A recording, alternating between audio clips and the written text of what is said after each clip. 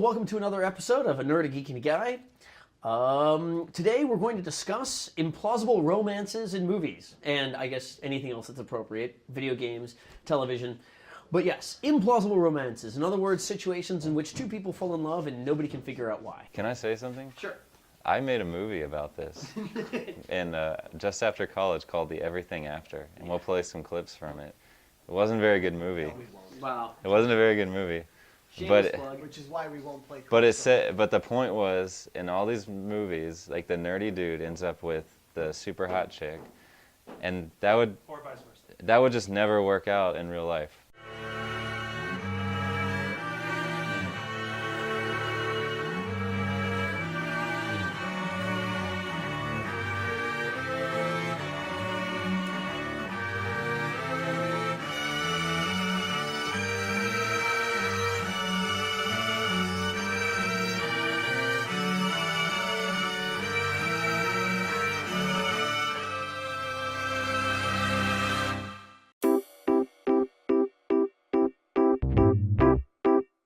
Daniel, are you even listening to me? You don't even know what you did, do you? And so this movie is about what happens after the movie. Okay, hold on. The discussion of why nerds shouldn't fall in love, or why a nerd shouldn't get hot chicks is another issue. Take Mario, for example. He's short, he's fat, he's an Italian plumber. He's technically not the most attractive stereotype you could think of. And then you got Princess Peach, who's like the most beautiful princess ever. And you've got this one guy going from castle to castle, kicking the crap out of everyone along the way to get to her. But they don't ever like kiss or anything. It's like it's not even quite sure if they're romantically involved. As an implausible romance in a movie or a game, how could you see these two people getting together? But the fact of the matter is, gamers expect that's reality because that's what they grew up as a child. That's kind of bad. And that's really just... How is that bad? That's just gamers dreaming about what they wish would happen that doesn't really happen in real life that often. So strangely, they've gone in a completely different direction than anything I was actually prepared to talk about. I think the problem with the implausible romance in Mario and Mario games is that it's not the game isn't about the romance. I'm talking about... What's the game about then? It's about stomping on mushroom peoples. Yeah. The point I was trying to make is, Mario isn't a story. It's just a game and it has an excuse. I'm trying to talk about stories that are trying to portray particular romantic entanglements as reasonably believable. Give us an example. All right. So I'm going to give you a good example, a bad example, and a good example of a self-aware bad example. One of my favorite movies is Highlander. Highlander's a great movie. You haven't seen anything, right? Yeah, we're starting to reach that point, yeah. Just keep going. It's a great little movie. The basic premise is this guy is immortal. He's 400 years old, born in the Highlands of Scotland. Oh, that's why he's good. Keep going. But anyway, so they establish this woman. She is initially fascinated by the guy not because she's in love with him, but because he happens to have, she's a forensic scientist and not archaeologist, she's a museum curator basically. And he has a sword that he shouldn't be able to have. She finds that fascinating, so she uses that excuse to start chasing him down, gets drawn into his world of intrigue, and then eventually he reveals what he is to her in this touching little scene where he shows her all the stuff he's collected in his 450 years of life and says, "I'm Connor MacLeod and I'm immortal and I cannot die." And he takes a dagger and he stabs himself.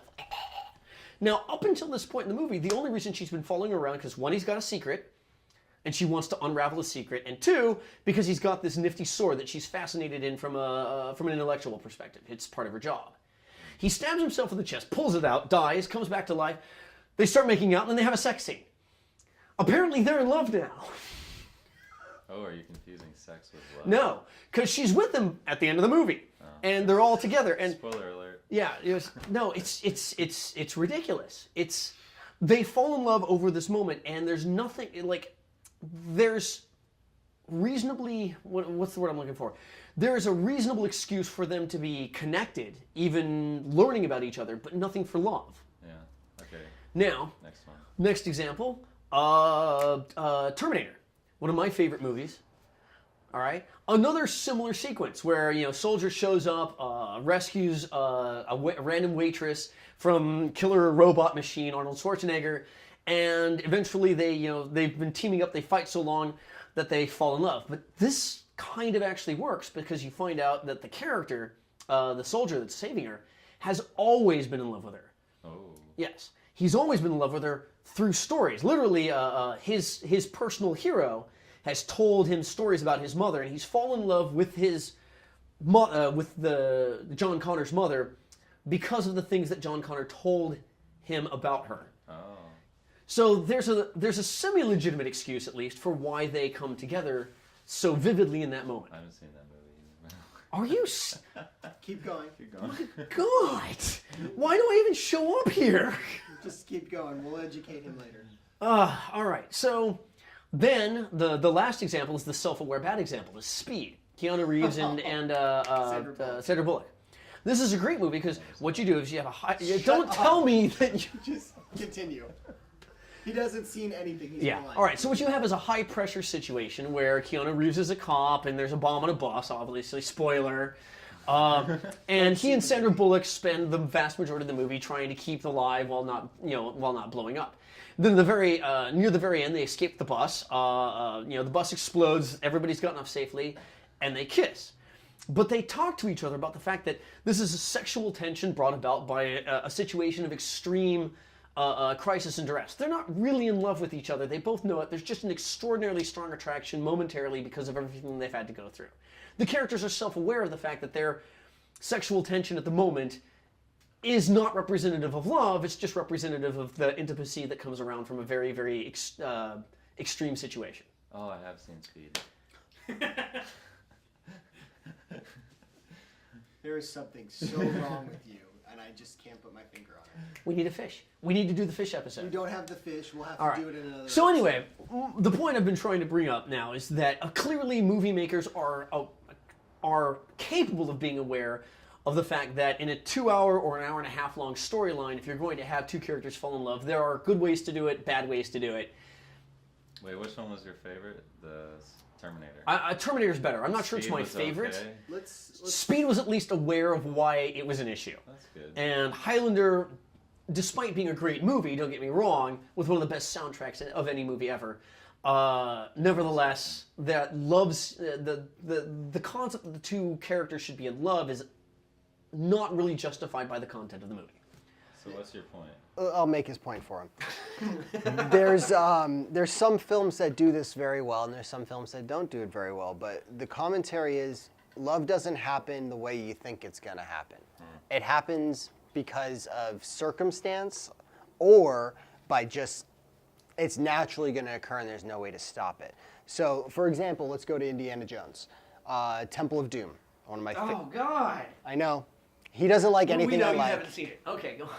I have seen that. See, Okay. see, I know he's. That you've seen. Well, don't I know remember it. he's seen it, which is why I'm using it as an Okay. example. But the love story you've got between Indiana There's Jones, a love story in Temple of Doom. And I don't remember What's her name? the Yeah, no one character's The name. chick who married Spielberg. Exactly, the chick who married Spielberg. I guess Spielberg. Thank you, Capshaw. Kate Capshaw.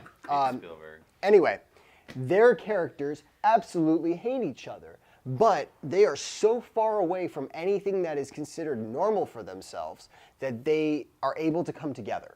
And that's where their romance comes from, is shared experiences in an unknown land. And for me, because if you actually hear them talk, the I can't remember her name. What's her name? Kate? I'm going with Kate. Kate Spielberg. Kate. She wants to be romanced and wined and dined by the best of the best. Indiana Jones doesn't care about that. He's there for his own entertainment. And that's why his commentary towards her, it's challenging, I don't need you kind of thing, but I want you. Are you interested? And she's like, no. Oh, hell, fine. Because there's nothing else where she currently is in that moment that would be appealing. She was looking at the prince for a while, but then that's a kid, so there goes that. So who's left? Indiana Jones. And that it's a matter of circumstance that it happens. But that's And It's that's not un- romance, it's a and lack I'm- of options. And what I'm saying is, a lot of us face. but that. what I'm saying is, when you're dealing with unlikely romances, particularly in film, 9 times out of 10, I'd argue it's the circumstances that's causing it. It has nothing to do with love. Oh, that's a good point. I buy the last part of that. Number one, I think you're applying far too much complexity of character to I don't even remember the character's name. Indiana Jones? No, what's her nuts? I really don't.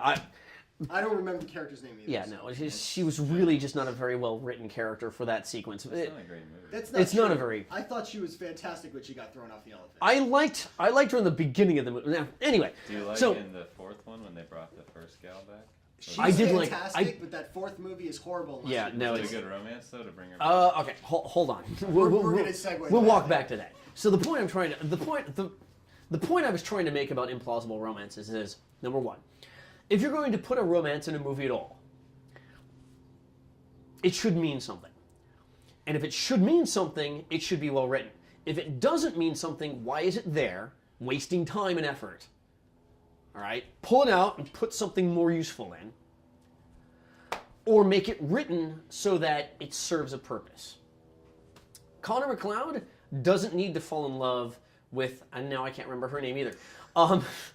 Rachel. No, was Rachel the first one or the second one? Rebecca. It doesn't matter. Connor McLeod doesn't need to fall in love with the woman to want to rescue her later. Just like Mario doesn't need to be in love with the princess in order to have a reason to rescue her. It's just the excuse that we. It's the carrot at the end of a stick.